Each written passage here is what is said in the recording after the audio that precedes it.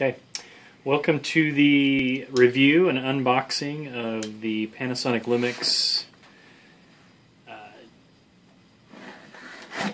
DS5, I think it's DS5, DT5, DS5 camera. I chose this camera because it had all the features I wanted. And I was debating between a GoPro and this camera, and I chose the TS5. I chose the Panasonic TS5 because of its the waterproof features, the mobile app capabilities, and just its overall feature set was what I was looking for in an outdoor adventure camera. We're headed into the summer season of activities, and so I wanted to make sure that I had a decent camera ready to go. So I also ordered a SanDisk 64 gig SD card, SDXC, and we're going to be using that with the camera. So this is the box, and we're going to open that up and take a look at what's inside. DMC-TS5 is the model number. Let's go ahead and open this up. Nice that the box is easy open. Notice how I just had to pull that flap.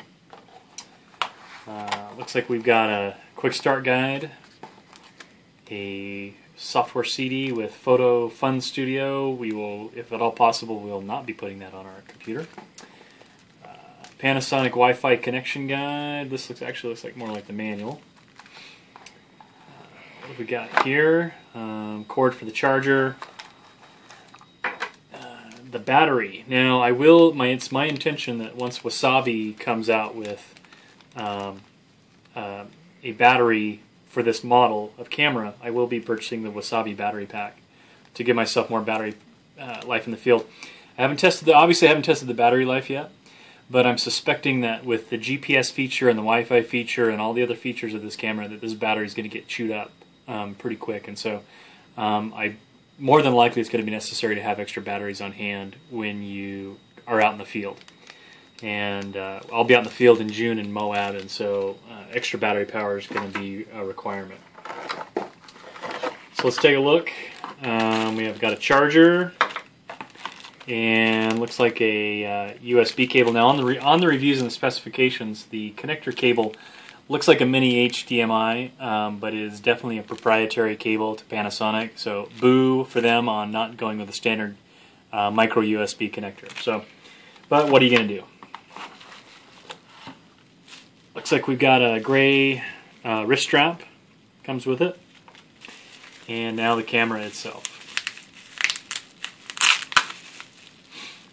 Comes wrapped in bubble wrap packaging. We've got a little label there. Let's pull the camera out. First impressions, it's about the size that I expected it to be. It's got the GPS right here, receiver built into the top.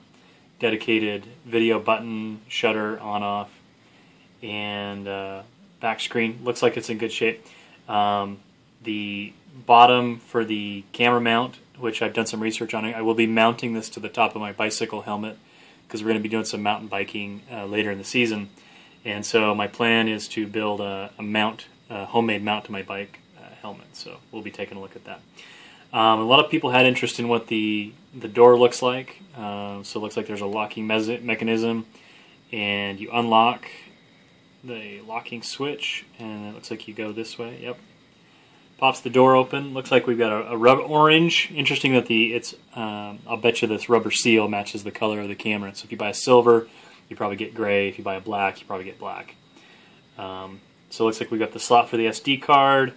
HDMI output, and then looks like the connector cable. So we're going to pause at this point, and we're going to charge the battery up, and we'll return once we get the battery charged up, and we can look at the other features of the camera.